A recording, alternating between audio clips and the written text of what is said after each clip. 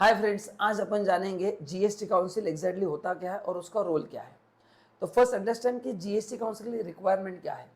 दोस्तों, इंडिया में जीएसटी लाया गया है 1 जुलाई 2017 को, जिसको हमने नाम दिया था वन नेशन वन टैक्स। तो अभी रिक्वायरमेंट क्या है, जैसे मेरे हाथ में रिमोट है, सपोज गवर्नमेंट चाहते हैं कि इस रिमोट का जीएसटी रेट बढ़े या कम हो, जो भी चेंज करना है, तो we need consent of all the states.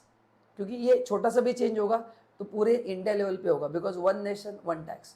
तो सभी स्टेट के मेंबर्स को साथ में लेकर आना जरूरी है, एंड उसके लिए बनाया गया जीएसटी काउंसिल, ताकि काउंसिल मीटिंग में जो भी डिसीजन होंगे वो यूनिफॉर्म लेवल पे पूरे इंडिया पे अप्लाई हो गया। So this is the basic requirement of GST council. सबको, सभी स्टेट को एक साथ लेके आना है और किसी स्टेट का नुकसान भी नहीं होना चाहिए। That is the requirement. Basically ये जो जीएसटी काउंसिल है, ये फेडरल कॉन्स्टिट्यूशनल बॉडी है। फेडरल मतलब सेंट्रल एंड स्टेट गवर्नमेंट के मेंबर्स होते हैं, एंड कॉन्स्टिट्यूशनल बॉडी मतलब इसका संविधान में अलग से स्थान है। इसको प्रेसिडेंट ने फॉर्म किया है with in 60 days from the amendment of commencement of constitution act. तो इसका फॉर्मेशन किसने किया? प्रेसिडेंट ने किया है। ठीक है, अभी जानते हैं कि इसमें मेंबर्स कौन होते हैं। 3 लोग इसमें दिए हैं। पहला, द यूनियन फाइनेंस मिनिस्टर, जो चेयरपर्सन है। तो जिस समय जीएसटी आया था उस समय मिस्टर अरुण जेटली जी थे। आज है श्रीमती निर्मला सीतारामन जी, जो उसकी चेयरपर्सन है, मतलब जो सेंट्रल का मेंबर है। ठीक है, तो पहला जो मेंबर है वो सेंट्रल का है, जो सेकंड मेंबर है वो भी सेंट्रल का है। The union minister of state in charge of revenue finance, मतलब जितने भी स्टेट मिनिस्टर्स है, जैसे महाराष्ट्र स्टेट है, गुजरात है, उनके जो स्टेट फाइनेंस मिनिस्टर है, उन सब के ऊपर एक है सेंट्रल का आदमी, जिसको बोलते हैं यूनियन मिनिस्टर ऑफ स्टेट। तो जो यूनियन मिनिस्टर है, जितने भी स्टेट मिनिस्टर फाइनेंस है, उनके ऊपर, मतलब आप बोल सकते हैं फिनेंस मिनिस्टर एंड ये जो स्टेट मिनिस्टर, इन बीच में की कड़ी जो है, ये बी पॉइंट वाला बंदा है। तो ये सभी स्टेट के ऊपर सेंट्रल का आदमी है, तो सभी स्टेट के फाइनेंस मिनिस्टर को ये गवर्न करता है। तो it's a link between finance minister and between state minister, इनके बीच में ये बंदा रहता है, वो भी सेंट्रल का बंदा है। एंड बाकी सी में दिया है, जो भी रिस्पेक्टिव स्टेट है उसके फाइनेंस मिनिस्टर या कोई और member nominated by state government. जैसे महाराष्ट्र स्टेट का जो काउंसिल मेंबर है वो स्टेट फाइनेंशियल मिनिस्टर भी हो सकता है, या अगर दूसरे को भी नॉमिनेट किया जा सकता है, ये ऑप्शन स्टेट के पास, बट नॉर्मली फिनेंस मिनिस्टर ही वहाँ पे रहेगा, क्योंकि he is the person is going to implement everything. But state के पास ऑप्शन है, instead of finance minister they can send someone else over there. तो ये है जीएसटी काउंसिल के मेंबर्स। नाउ अभी अपन देखेंगे इंपॉर्टेंट चीज, सर टोटल मेंबर कितने होंगे। अभी अगर ध्यान से देखेंगे तो टोटल इंडिया में स्टेट है 28, total union territory with state legislature है 3, तो ये हो गए 31। तो टोटल स्टेट्स के कितने मेंबर हो गए? 31 स्टेट्स, 28 प्लस जो यूनियन टेरिटरी है 3, जहां पे स्टेट लेजिस्लेचर दिल्ली पुडुचेरी अपन ने पढ़ा था वो, एंड सेंट्रल के 2 मेंबर जो अभी मैंने कहा, एक फाइनेंस मिनिस्टर एंड दूसरा union finance minister of state. तो स्टेट के जितने फाइनेंस मिनिस्टर उनका एक सेंट्रल का मेंबर जो उनको गवर्न करता है। ऐसे टोटल जीएसटी काउंसिल में मेंबर होंगे 33। So this is the structure of member of GST council, इतने उसमें मेंबर्स होंगे। ठीक है, अब इसका डिसीजन मेकिंग कैसे होता है मैं आपको आगे बताने वाला हूँ, उसके पहले थोड़ा बाकी चीज़ें पढ़ लेते हैं। तो यहाँ तक वीडियो अच्छा लगा तो हमारे चैनल को फॉलो करना है, एंड वीडियो को लाइक करना है, एंड सब्सक्राइब भी करना है। थोड़ा आगे बढ़ते हैं। The member of GST council refer to in clause C, मतलब जो स्टेट फाइनेंस मिनिस्टर है उसमें से एक रहेगा vice chairperson of GST council. तो चेयरपर्सन होगा फाइनेंस मिनिस्टर, वाइस चेयरपर्सन कौन होगा? स्टेट के जितने मेंबर्स काउंसिल में उसमें से एक कोई रिप्रेजेंटेटिव रहेगा जो वाइस चेयरमैन होगा जीएसटी काउंसिल का। ठीक है, ना पॉइंट नंबर 4 बहुत इंपॉर्टेंट है, सर जीएसटी काउंसिल क्या काम करता है, उनका रोल क्या है exactly, why it is required. फटाफट बता देता हूँ। पहला जो रोल है, जितने भी जीएसटी के टैक्सेस है, से सरचार्ज है, वो कितना होगा, प्लस कौन से टैक्सेस जीएसटी में सब्स्यूम करना है, मतलब कौन से टैक्सेस जीएसटी के बाद नहीं लगेंगे, उसको जीएसटी में मर्ज किया गया सिंपल लैंग्वेज में, वो काउंसिल डिसाइड करेगा। तो whatever GST rates we are paying, 5%, 12%, 28%, 18%, those are recommended by GST council. Those are recommended by GST council. जो जो टैक्सेस सब्स्यूम हुए, जैसे सेंट्रल एक्साइज ड्यूटी सब्स्यूम हुआ है, वैट उसमें सब्स्यूम हुआ है, सीएसटी सब्स्यूम हुआ है, सर्विस टैक्स सब्स्यूम हुआ है, तो ये डिसाइड कौन करता है? ये काउंसिल मिलके सब डिसाइड करते हैं। सेकंड उनका जो काम है, बहुत सारे सर्विसेज है जो एग्जेम्प्टेड है, जैसे अपना जो मेडिकल सर्विसेज है, देखो उस पर जीएसटी नहीं लगता है। आप किसी डॉक्टर के पास जाओ, वो आपको चार्जेस लेता है 1000 रुपया 2000 रुपया। You go to any pathology lab, वहाँ पे आप रिपोर्ट बनवाते हैं, कोविड के रिपोर्ट्स अपने बहुत सारे बनवाए, तो ये जो है मेडिकल सर्विस उस पर जीएसटी नहीं है। आप स्कूल कॉलेज जा रहे हो, उसके फीस के ऊपर जीएसटी नहीं है। प्राइवेट ट्यूशन के ऊपर है। तो कुछ सर्विसेज एंड कुछ गुड्स एग्जेम्प्ट है जिसपे जीएसटी नहीं आएगा, तो वो कौन से हैं ये भी काउंसिल डिसाइड करता है। तो जहाँ जहाँ पे आप जीएसटी पे नहीं कर रहे हो बिकॉज ऑफ एग्जेम्पशन, वो काउंसिल ने डिसाइड किया है। तीसरा, जहाँ पे इंटरस्टेट सप्लाई होता है, मतलब बिटवीन टू स्टेट, जैसे अभी मैं महाराष्ट्र में हूँ, मैंने महाराष्ट्र से गुड्स गुजरात भेजे, ये हो गया इंटरस्टेट सप्लाई, उस पर लगता है आईजीएसटी, उस पर लगता है आईजीएसटी। अभी IGST means integrated GST. Okay, so what is IGST, मैं आपको फटाक से बताता हूँ। नॉर्मली सीजीएसटी प्लस एचजीएसटी होता है, इन सबका टोटल है आईजीएसटी।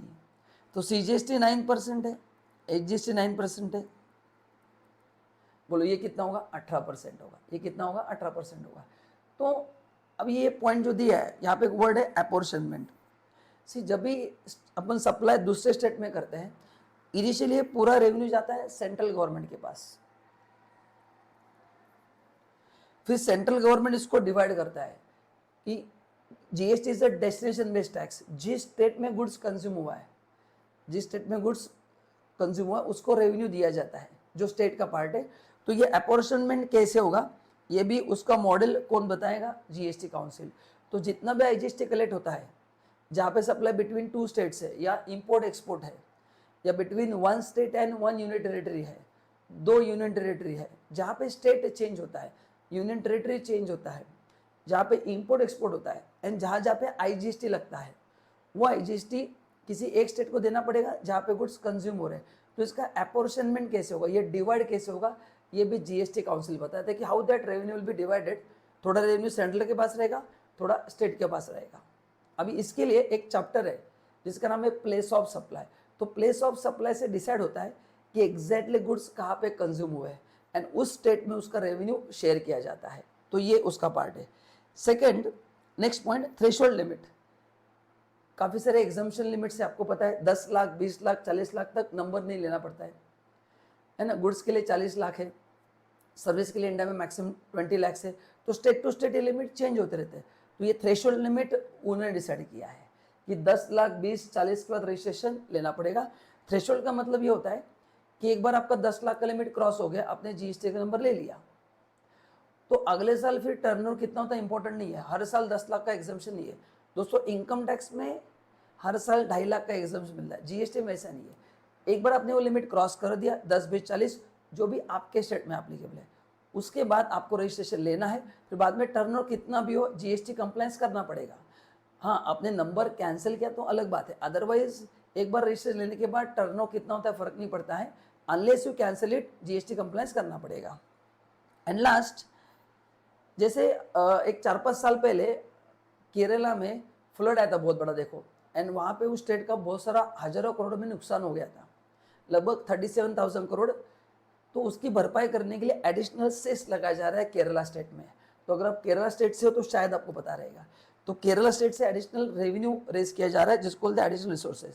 तो ऐसे कोई नेचुरल कैलेमिटी होती है तो अदर देन जीएसटी एक टैक्स भी लगाया जाएगा। तो कितना लगाया जाएगा, कब तक लगाया जाएगा, कौन से गुड्स पे लगाया जाएगा, ये भी काउंसिल में डिसाइड होगा। तो इतना इंपॉर्टेंट रोल दोस्तों काउंसिल का है, सभी मेजर डिसीजन काउंसिल लेता है। Then these are the special category of state, SCS. Basically these are the small states. अगर आप काउंट करेंगे तो ये 11 स्टेट्स है। ओके, तो इस स्टेट में थोड़े जीएसटी के प्रोविजंस अलग है, जैसे थ्रेशोल्ड लिमिट 10 लाख 20 लाख। जो छोटे स्टेट्स है वहाँ पे लिमिट कम है, क्योंकि उनका इकोनॉमी छोटा रहता है, तो ज़्यादा बड़ा एग्जाम्पशन आपको नहीं दे सकते। तो ये है स्पेशल कैटेगरी ऑफ स्टेट, ये टोटल 11 स्टेट्स है, ठीक है। And any other matter related to goods, वो भी कौन डिसाइड करेगा? जीएसटी काउंसिल डिसाइड करेगा। नेक्स्ट पॉइंट में दिया है कि जो 5 गुड्स है जो जीएसटी के बाहर है ना, जिसको बोलते हैं goods out of scope of GST, petrol diesel, यहां पे दिया है मैंने क्रूड, ये सब चीज़ें जीएसटी से बाहर है। तो इस पे जीएसटी कब लगेगा ये भी काउंसिल बताएगा, अभी तो नहीं है, बट जब भी लगाएगा वो काउंसिल डिसाइड करेगा उसको जीएसटी में कैसे लेना है।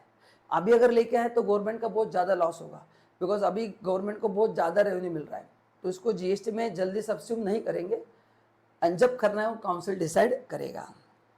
ठीक है, अभी मैं आपको बताऊंगा इसका मीटिंग का क्वारम कितना होना चाहिए, half of the total member. तो टोटल मेंबर अगर 33 है या स्टेट के सब 31 है, उसमें से आधे मेंबर होना ज़रूरी है ना, तब वो क्वारम माना जाएगा। And now guys main point मैं आपको बताने वाला हूँ कि डिसीजन कैसे लिया जाएगा, जीएसटी काउंसिल में डिसीजन कैसे लिया जाएगा। सब लोग ध्यान से सुनना। टोटल वोट्स 33 हो गया, अपन ने काउंट किया था। सेंट्रल के 2 लोग रहेंगे एंड स्टेट के 31, ये मैंने आपको पहले स्लाइड पे दिखा दिया। अभी सपोज 31 एज्यूम करो सभी लोग प्रेजेंट है, मैंने एज्यूम किया कि 31 प्रेजेंट है, उसमें से 20 लोगों ने वोटिंग कर दिया एक पर्टिकुलर डिसीजन के फेवर में, तो उसका वेटेज कितना हो गया 0.645। अभी लॉजिकली बताओ, जब कोई मुद्दा जीएसटी काउंसिल में आता है वो सेंट्रल ने रेकमेंड किया इसलिए तो आता है, तो सेंट्रल के जो 2 लोग हैं वो दोनों एग्री होंगे है ना, वो कैसे ना होंगे, क्योंकि वही तो मुद्दा उठा के काउंसिल में लेके आता है। सेंट्रल गवर्नमेंट तो सब चीज़ें इनिशिएट करता है एंड फिर काउंसिल में डिसाइड होता है, तो ये 2 में से 2 हमेशा एग्री होते हैं, क्योंकि वही तो मुद्दा उठा के लेके आते हैं कि बाबा इस पर क्या करना है बोलो अभी, तो इसका 1 रहेगा। तो 31 में एज्यूम कर रहा हूँ सभी लोग प्रेजेंट है, मोस्टली सभी प्रेजेंट रहते ही है, एक आधा दूसरा नहीं प्रेजेंट रहेगा, क्योंकि बहुत इंपॉर्टेंट मीटिंग है जीएसटी काउंसिल, सो मोस्टली इतने लोग, ऐसे नहीं कि बहुत सारे लोग एब्सेंट है, बहुत एक आध दूसरा हो सकता है। अब इसका अपने को वेटेज निकालना पड़ना है। वेटेज कैसे निकालना है, ये जो 0.645 है इनको 2/3 से मल्टीप्लाई करना है, क्योंकि टोटल डिसीजन लेने के लिए जो है स्टेट के वोट्स और सेंट्रल के वोट, करेक्ट ना, तो सेंट्रल के वोट जो होने चाहिए वो 2/3 होने चाहिए of total weights and central का 1/3 होना चाहिए, है ना। सो ये जो रेशो आएगा उसको 2/3 से मल्टीप्लाई करना है एंड इसको 1/3 से, क्योंकि वो आगे लिखा है, हम पढ़ने वाले हैं कि जो भी डिसीजन लेना है उसमें 2/3 स्टेट का मेजोरिटी होना चाहिए, 1/3 सेंट्रल का, तो इसको हम 2/3 1/3 से मल्टीप्लाई करेंगे, फॉर्मूला काउंसिल में डिसाइड हुआ है। सो इसका टोटल आता है 0.763 एंड वहां पे लिखा है कि अगर ये टोटल वेट अगर 0.75 के ऊपर है, कितना 0.75, तो डिसीजन लिया जाएगा। तो यहाँ पे जो भी मैटर काउंसिल में लाया गया है वो अप्रूव हो गया, क्योंकि जो वेटेड वोट्स है वो कितने हैं 0.763, तो decision will be taken as it is more than 75%। इसको मैं 100 से मल्टीप्लाई करूंगा तो 75 आ जाएगा। तो करना क्या है, मैं अज्यूम कर रहा हूँ कि 31 प्रेजेंट है, उसमें से 20 लोगों ने उस डिसीजन की फॉर्मेट वोटिंग किया है एंड सेंट्रल के तो सभी लोग एग्री होते ही थे, तो ये उनका परसेंटेज आ गया। सेंट्रल के जो वेट है उसको 2/3 का वेट है, मल्टीप्लाई बाय 2/3 करना है, सॉरी स्टेट के, एंड सेंट्रल के 1 को 1/3 से मल्टीप्लाई करना है। इन दोनों का टोटल आएगा 0.763। If I multiply this by 100, 76% हो जाएगा, जो 75 से क्या है ज़्यादा है, तो ये डिसीजन लिया जाएगा। तो this is how voting is done and this is how decision is taken at GST council. I hope it is clear to everyone. कुछ डाउट से तो नीचे कमेंट जरूर करना। देखो यहाँ पे दिया है, every decision of GST council shall be taken at the meeting by majority of not less than 3/4 of the weighted votes. Weight का मतलब क्या मैंने बताया, पहले वोटिंग का परसेंटेज निकाला, उसको 2/3 1/3 से मल्टीप्लाई किया, उसको बोलते हैं weighted votes. The vote of central government shall have weightage of 1/3, इसलिए अपन ने 1/3 से मल्टीप्लाई किया, and the vote of state government shall have 2/3 of total votes in that meeting.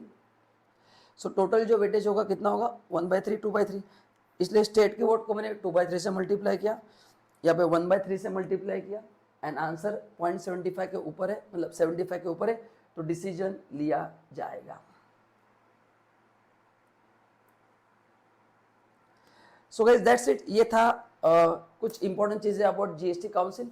आखिरी में 2 पॉइंट जो है वो एज सच अपने एज ए स्टूडेंट लेवल पे कुछ काम के नहीं है, तो अपने को भी जानने की जरूरत नहीं है, बट बाकी जो मेन चीजें थी जो एग्जाम पॉइंट ऑफ इंपॉर्टेंट है वो मैंने आपको बता दिया है। पॉइंट नंबर 10 में दिया है कि अगर जीएसटी काउंसिल में कोई वैकेंसी है, करेक्ट ना, तो ये छोटे मोटे डिफेक्ट्स है, इसके वजह से आप उनके डिसीजन को चैलेंज नहीं कर सकते, ये पॉइंट नंबर 10 में दिया है।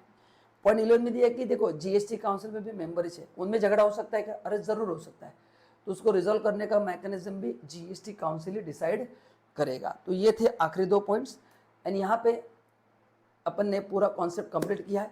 तो वैसे ऐसे छोटे छोटे कॉन्सेप्ट में 10, 15, 20 मिनट में आपको कवर करके दूंगा।